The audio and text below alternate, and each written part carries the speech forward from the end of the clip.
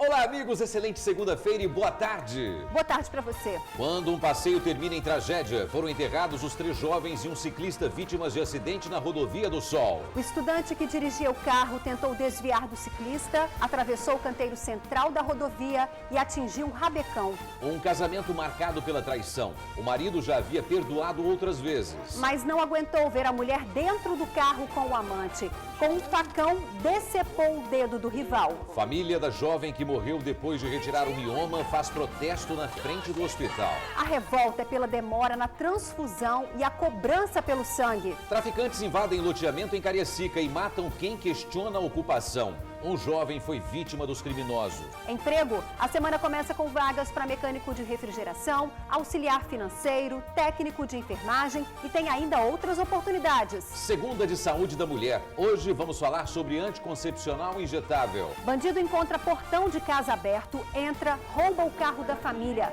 Na fuga, esquece o comparsa. E quando volta, começa uma série de atrapalhadas, prejuízo e perigo no trânsito. Vendedora que aplicou remédios para provocar aborto no 7º mês de gestação pode pegar até 3 anos de cadeia. O bebê continua internado. Dona Lúcia se arrumou todinha para passear no domingo. Como faz todos os anos, acompanhou a procissão marítima em homenagem a São Pedro. Hoje eu me segurei para não chorar, porque na hora me amarro mesmo. E ainda, como resistir a esse pecado? E pronto, falei. Que delícia, hein? Me conta uma coisa, qual que é o seu maior pecado na hora de comer? Na hora da gula? Chocolate. Hein? Lasanha. Isso é pra quem pode, não pra quem quer. Que inveja! Tribuna Notícias, primeira edição, hoje é segunda-feira. Pois é, e a gente volta bem rapidinho. Até já.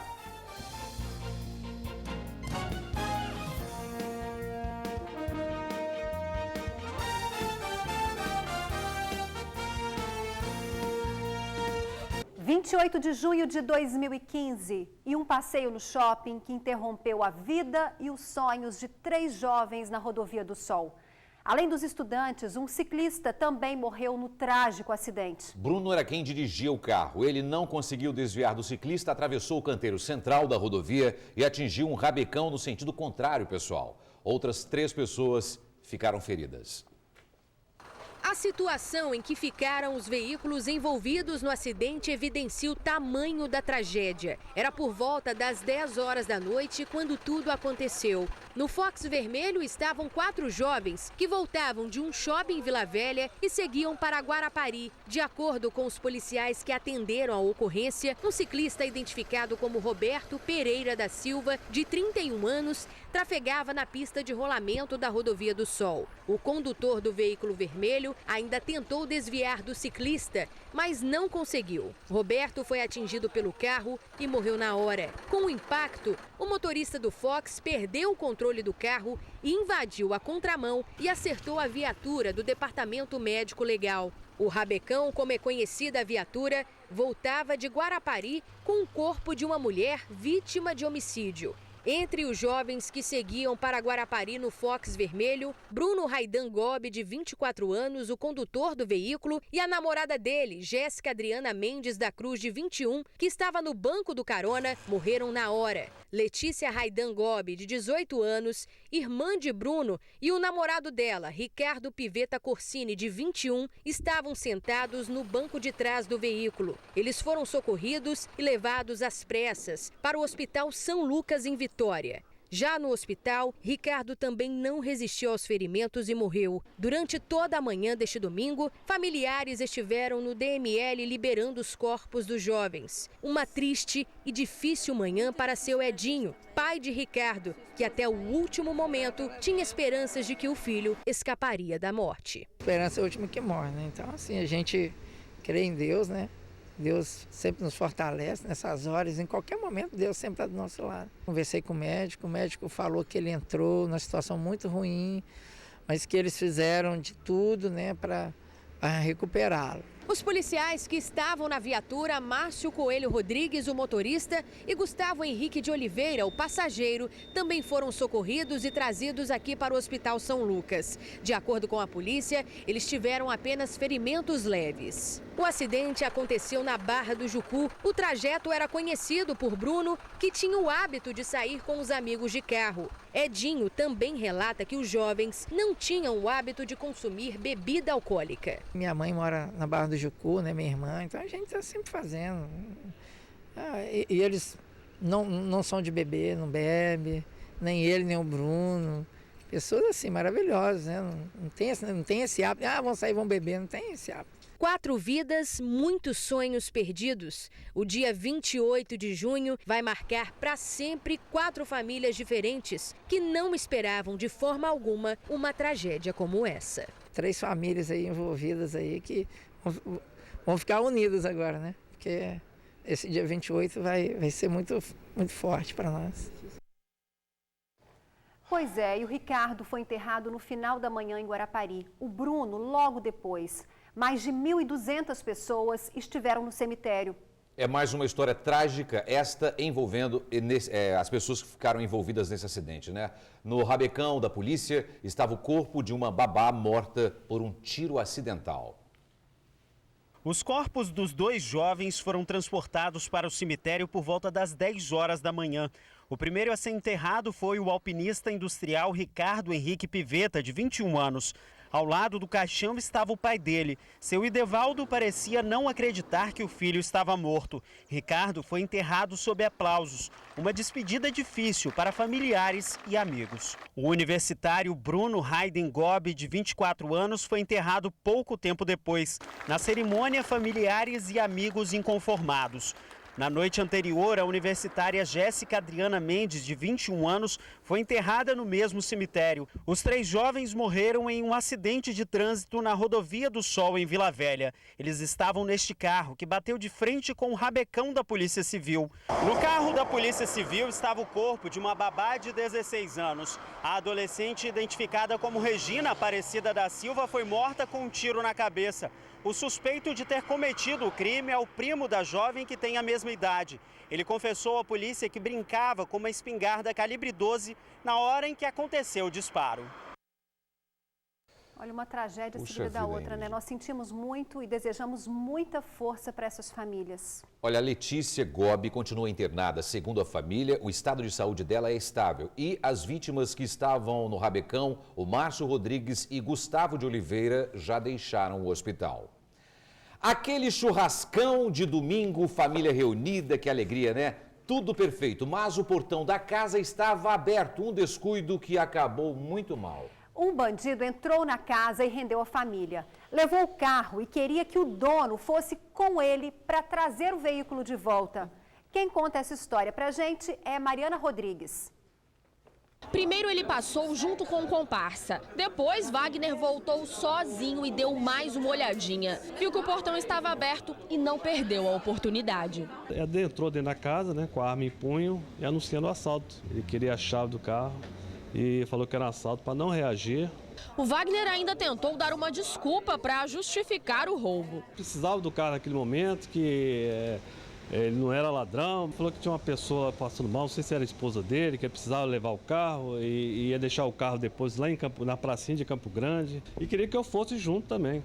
Era um domingo em família. O metalúrgico levou a mulher e o filho de 4 anos para almoçar na casa da sogra. A gente não sabe o que eles vão fazer, né? Armado ainda. No momento ele podia, sei lá, render alguém e levar como um refém, alguma coisa assim, né? Antes de ir embora, o Wagner fez só mais uma exigência. Pediu o documento do veículo. Aí ele deu uma arrancada com o carro, mas poucos metros à frente precisou voltar. O Wagner se deu conta que tinha deixado o comparsa para trás. Só que nessa volta, ele deu de cara com a polícia e, na tentativa de fugir, deixou o carro da vítima nessa situação. O Wagner deu ré e acabou batendo no meio-fio.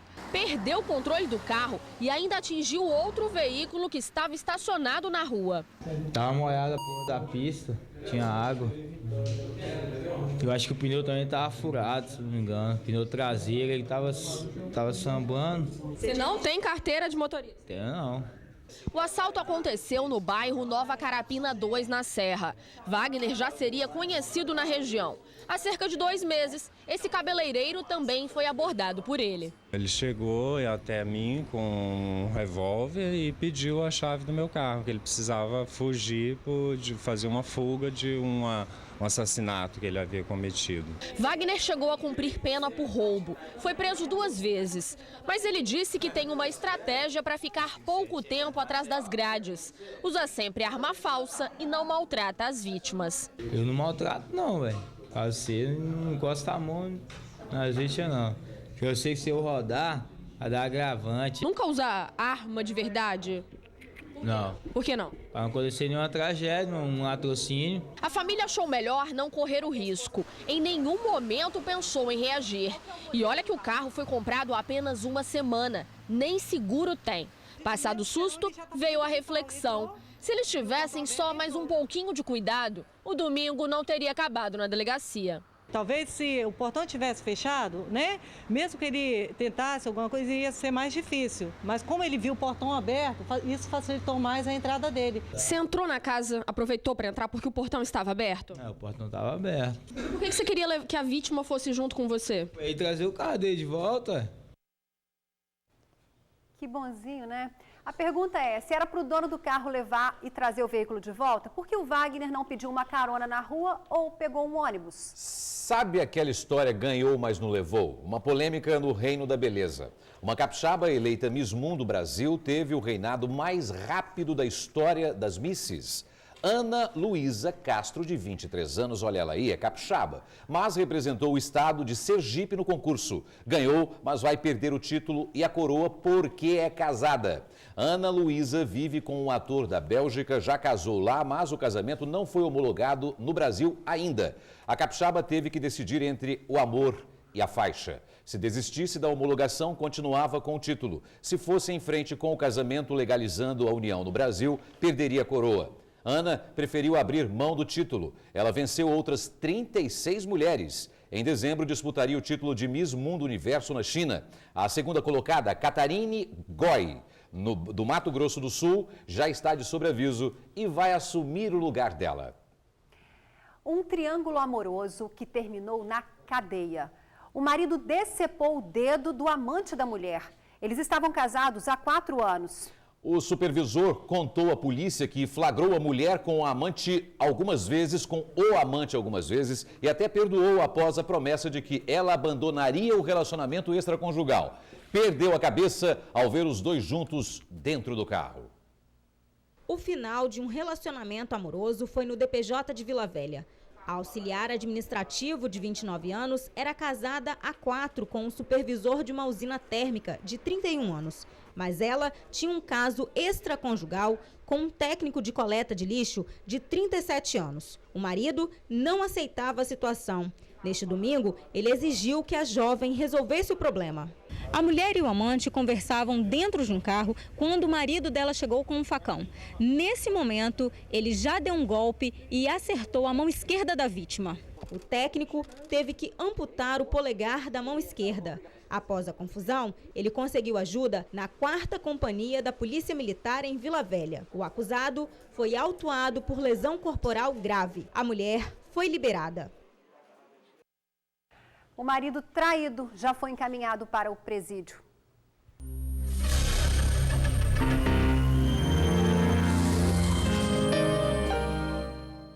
Família e amigos fazem protesto em frente à maternidade de Vitória. A revolta é por causa da morte de Aline há 1 semana. A jovem pagou para retirar um mioma, mas precisou de uma transfusão e acabou morrendo. A cobrança pelo sangue é o motivo de tanta revolta. Saudade e indignação estampadas em cartazes, camisetas e nos gritos de protesto. Para mim, a Promato fez o seguinte, ela desovou a Aline no Jaime Santos Neves. A gente está cansado de ver mortes aí, ó, que o povo mata num lugar e desova no outro. Para mim, foi isso que a Promato fez. Como, se uma unidade não tem CTI, marca uma cirurgia dessa? Amigos e familiares de Aline Alves Pacheco, de 28 anos, protestaram em frente à Promatra em Vitória na manhã de hoje. Aline morreu no último dia 24, Após ser submetida a uma cirurgia para a retirada de um mioma, ela pagou mais de R$2 mil pelo procedimento. Decidiu pagar para não correr o risco de fazer pelo SUS. Complicações cirúrgicas tiraram a vida de Aline. Mas, nas mãos da irmã, um balde, o mesmo usado para carregar o mioma de Aline na semana passada. O mioma que eu carreguei dentro do balde, eu carreguei para baixo e para cima. Daqui para lá para a serra. Quero justiça mesmo. O dinheiro para a cirurgia foi emprestado por dona Adair, mãe de Aline. Ela se arrepende de ter ajudado no procedimento. Arrependi. Quero arrumar com ela e arrumar com outra pessoa. A principal indignação de familiares e amigos da Aline é que depois da cirurgia, ela precisou de uma transfusão de sangue. E a Promatre teria recusado a fazer porque o sangue teria que ser custeado pela família.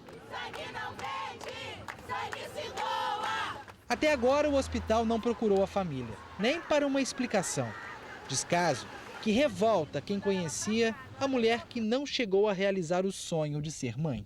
Não tem alegação. Pra gente, perante a família, que eu saiba, ninguém falou nada. Simplesmente é o que a gente viu na mídia, a reportagem que eles fizeram, e que teve o processo cirúrgico, teve hemorragia, mas é que eles não poderiam, porque a família não tinha condição financeira. Eles não podiam fazer a reposição do sangue. Bom, então vamos ver o que a Promatre tem a dizer. A explicação é que a cirurgia era difícil e houve complicação. Foi preciso usar mais bolsas de sangue do que o número que havia sido solicitado pelo médico. Depois que a Aline foi estabilizada, houve a transferência. Sobre o balde, a direção disse que a família decidiu colocar o mioma lá, já que era grande e precisava ser levado para o hospital Jaime dos Santos Neves. O transporte foi feito pela família porque a cirurgia foi particular.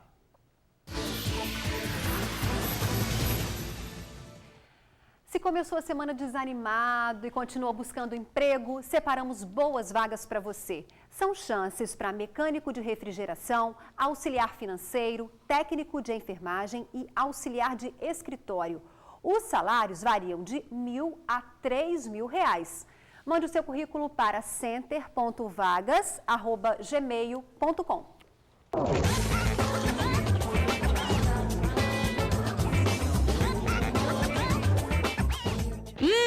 Que delícia, hein? Me conta uma coisa, qual que é o seu maior pecado na hora de comer? Na hora da gula? Olha, eu tenho um defeito de bolo de aipim. Amo bolo de aipim. Nossa, eu vi o bolo de aipim pronto. Amo. Aí como mesmo, como os 2 pedaços. Eu como sem pecado, que eu como não engordo. Hein? Isso é pra quem pode, não pra quem quer. Ai, que inveja! E você, me conta aí, qual o seu maior pecado na hora de comer? O que te faz sair da linha? Qualquer coisa pra sair da linha, eu como. Eu adoro comer comigo mesmo. Eu sou normal, às vezes eu nem como direito. Sério, tem vezes que eu fico sem almoçar, assim. Tem 2 dias sem almoçar, é mentira dela, é sério. Mas eu não sou muito de comer, não. Gosta de comer? E muito. Pena que a minha doutora proíbe frituras. Puxa vida, essas frituras aí não pode nada. Ela manda eu comer assado. Assado. E a minha doutora é lá da SUS, Posto de Saúde da Glória. Se tiver de morrer, morre, hein? Vai passar isso aonde na televisão? Isso. Vai? Que hora que eu vou mandar o pessoal lá em casa? Meio-dia, toda segunda. Toda segunda? Qual é seu pecado na hora de comer? Pizza.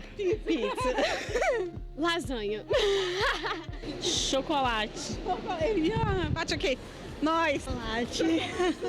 Também. Todo tipo de chocolate? Todo. Não, eu vou comer um pão de queijo. Pronto, falei tudo, meu pecado qual é.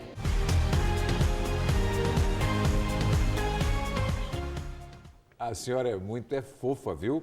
Já está em casa a vendedora que tentou abortar aos 7 meses de gestação. O que ela cometeu é crime e a punição pode ser até 3 anos de cadeia. O bebê foi transferido para a UTI neonatal e continua em estado grave.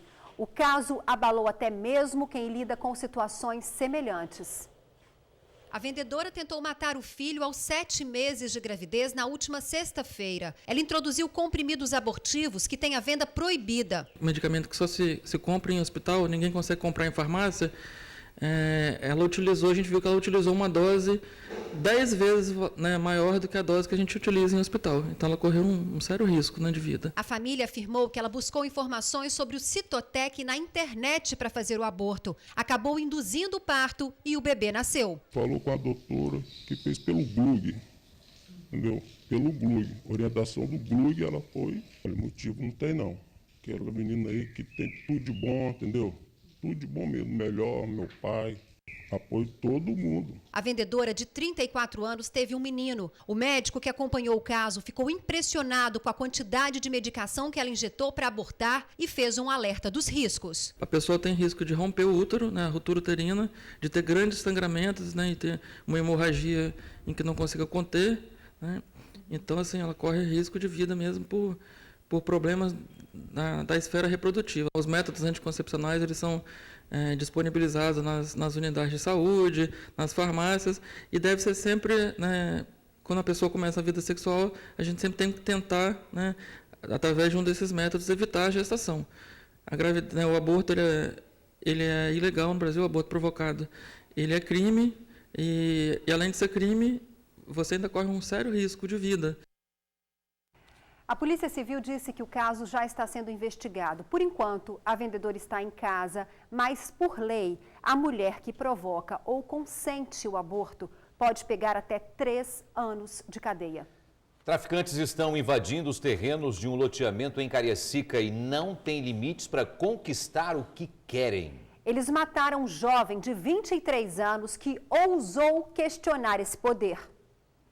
Rafael Ferreira Gonçalves, de 23 anos, foi morto a tiros na porta de casa em Vila Prudêncio, Cariacica. O crime que aconteceu na tarde de ontem teve uma motivação banal, a posse de um terreno. Rafael foi morto após uma briga que aconteceu na manhã de ontem. De acordo com o relatório da polícia, ele teria se deparado com uma pessoa tentando invadir um dos terrenos que o pai dele toma conta. Ele chegou a tirar satisfação com essa pessoa e disse que chamaria a polícia. Por isso, ele chegou a ser ameaçado. A polícia esteve aqui no local para averiguar a situação, mas depois que a polícia foi embora, 2 homens e uma moto voltaram e o assassinaram a tiros. O menino era gente boa, não mexia com nada, trabalhador, ia ter um filho aí para criar aí. Aí deu nisso, né? Morreu à toa, só por causa de uma discussão. O mandante do crime, um menor de 16 anos, foi preso ontem mesmo. Ele acompanhou de perto toda a movimentação da polícia no local do crime e acabou denunciado. A gente andou aqui pelo bairro e conversou com vários moradores, mas as pessoas estão com medo. Disse que aqui é um local bastante perigoso, mas eles disseram que esses terrenos, existem vários terrenos, como vocês podem ver, por esse loteamento aqui. Esses terrenos têm sido constantemente invadidos. O que ninguém esperava é que isso fosse motivo para que uma pessoa fosse morta. Quem fala tem medo e prefere não se identificar. O motivo da apreensão é simples. Os terrenos têm sido invadidos por traficantes de um bairro vizinho. Então por ele, Santa Rosa lá, ó, tudo, lá da creche até aqui em cima, tudo invadido por eles. Aí isso que eu botando terror todo dia aqui. O comentário entre os vizinhos é de que a família de Rafael já deixou a residência em que morava. Com medo, né? Situação tá assim, matando direto. Traficante está roubando até terreno, hein? Nossa produção entrou em contato com a assessoria da Polícia Militar para questionar a falta de segurança na região. A resposta é que a demanda foi encaminhada à Polícia Civil. 1 trilhão de impostos pagos esse ano no Brasil. Já pensou? Isso equivale a mais de 40% dos nossos salários brasileiros. Tudo que pagamos tem impostos. Quem dera se víssemos o retorno desse dinheiro na saúde, educação. Não é mesmo, Felipe? Boa tarde. Olá, Ingrid e George. Boa tarde para vocês. Boa tarde a todos. Ingrid, o impostômetro não mente. E daqui a pouquinho, ao 12:30, ele vai entrar na casa do 1 trilhão. E isso é preocupante, porque o ano passado, isso aconteceu só no dia 12 de agosto. Ou seja, em 2015, isso vai acontecer 44 dias antes. E o ano passado também o brasileiro trabalhou 5 meses do ano só para pagar imposto. Ao meu lado está o vice-presidente do Sistema Fintes, o Gibson Regiane. Gibson, primeiramente, boa tarde. A realidade está o seguinte, né? A economia caindo e os tributos, né? O impostômetro subindo. Esse não é um número para se comemorar, né? Se o ano passado nós trabalhamos 5 meses para pagar imposto. Esse ano nós vamos trabalhar um pouco mais, possivelmente 6. Né?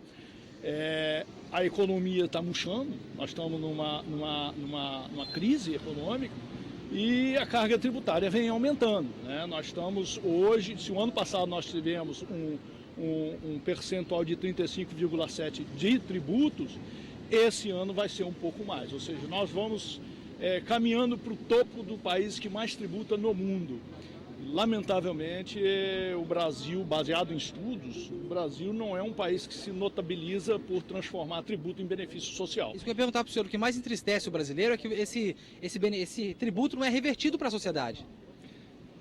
Nós não somos conhecidos por essa reputação. Pelo contrário, existe um levantamento, um estudo feito pelo Instituto Brasileiro de Planejamento Tributário, em que os 30 maiores economias do mundo, nós somos a pior em fazer essa devolução, transformação de tributo em benefícios sociais. Tá bom, vice-presidente, muito obrigado pelas informações.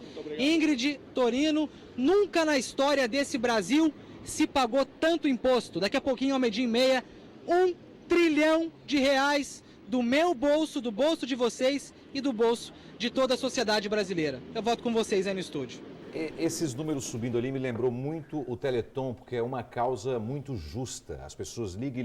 Agora está todo mundo... Pagar imposto, que você viu? isso? O ano passado, 5 meses para pagar imposto, a perspectiva desse ano, 6 meses trabalhando para pagar imposto, mas... A minha esperança é muito maior, minha perspectiva é de 12 meses a gente vai trabalhar para pagar imposto. Ou seja, o ano inteiro? O ano inteiro.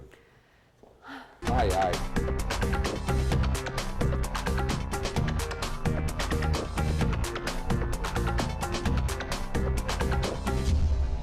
Olha, gente, a Jéssica estava tomando anticoncepcional injetável, mas aí teve um probleminha. Qual foi, Jéssica? Inflamação no útero.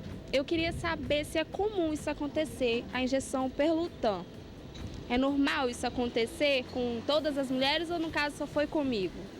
Jéssica, o anticoncepcional injetável, ele não causa infecção uterina. O que muitas vezes a gente observa é que quando a pessoa usa um contraceptivo eficaz, hormonal, seja ele por meio da pílula ou de injeção, ou mesmo o DIU, ela muitas vezes abre mão do preservativo masculino ou do preservativo feminino, que faz a prevenção de doenças que podem ser transmitidas pelo contato sexual. A injeção em si, ela não favorece infecções uterinas.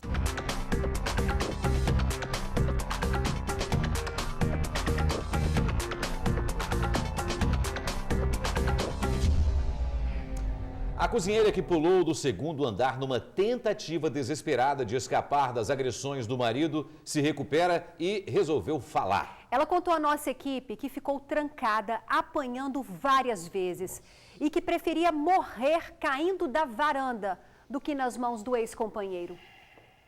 Após ser socorrida por vizinhos e ter ficado internada por conta das fraturas, a cozinheira de 35 anos se recupera na casa de parentes. Ela quebrou os 2 pés depois de pular do segundo andar dessa casa na semana passada. Uma tentativa desesperada de sobreviver às agressões do companheiro. Porque eu pensei, prefiro morrer me jogando da varanda do que morrer aqui dentro. A cozinheira ficou trancada no quarto dos pais do agressor. Toda vez que ele entrava lá, era mais uma surra. Em meio a socos, puxões de cabelo e pontapés, o pedreiro de 24 anos, que está preso, quase arrancou um pedaço da orelha dela com uma mordida. Aí ele entrava, saía, me agredia, fechava a porta de novo. A primeira briga do casal aconteceu um dia antes da tentativa de homicídio. Após apanhar do companheiro, a vítima decidiu que não queria mais participar desse relacionamento agressivo. Mas o companheiro não aceitou a decisão e chegou a ameaçá-la. De acordo com a vítima, ele disse que se ela não continuasse com ele, nenhum dos dois sairiam vivos desse relacionamento.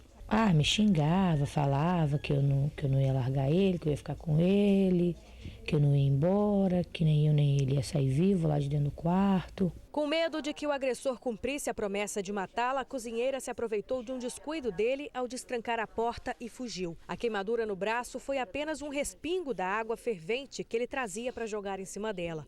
Eu bati a mão no caneco, onde foi que deu uns respinguinhos assim na minha mão. Aí não sei se ele voltou lá para botar outra água para esquentar, não sei, também não fiquei para ver. Ela já foi vítima de agressão em outros relacionamentos, garante que fez a escolha certa e que a denúncia é o melhor a se fazer em qualquer situação. A gente, assim, na hora lá, a gente não acredita que vai chegar às vias de fato. A gente acha que vai ficar só na ameaça, mas chega sim. Quando você se vê sozinho no desespero, aí já é tarde. Se você tiver tempo de você recorrer antes, recorra antes, vai sair fora antes, porque depois já vai ser tarde. Hoje é segunda-feira, 29 de junho. Você já leu o jornal A Tribuna? 80% da população aprovam punição maior para adolescentes. Na foto principal, Vasco vence a primeira e acaba com o jejum. Marido descobre traição e decepa dedo do namorado da mulher. Acidente entre carros e ciclista deixa 4 mortos, como vimos agora há pouco. Desconto de até 49% em planos de saúde. E não deixe de conferir também nesta segunda-feira em A Tribuna. No AT2, Exterminador 60ão nos cinemas. Surpresas e emoção em casamento gay. E mais, Fluminense vira e entra para o G4.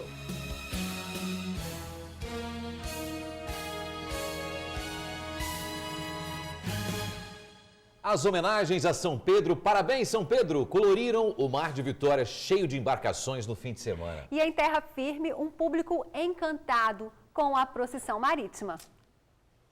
As várias embarcações enfeitavam o mar da capital. Pescadores e devotos homenagearam São Pedro em uma procissão marítima pelo Canal de Vitória. Quem não tinha barco optava por outros transportes marítimos, como jet ski. Para animar a festa, muitos fogos de artifício. Quem não acompanhava a procissão no mar, fazia questão de prestigiar em terra firme. Foi a primeira vez em que Adilson viu de perto o evento. Já sou morador de Vitória há uns 15 anos e nunca vim aqui para ver isso aí. E hoje, passando aqui com minha esposa, resolvemos parar um pouco e deparamos com essa coisa maravilhosa que está acontecendo agora, né? Já a dona Lúcia, de 88 anos, perdeu as contas de quantas vezes esteve presente em procissões. E todo ano é muita emoção, dona Lúcia?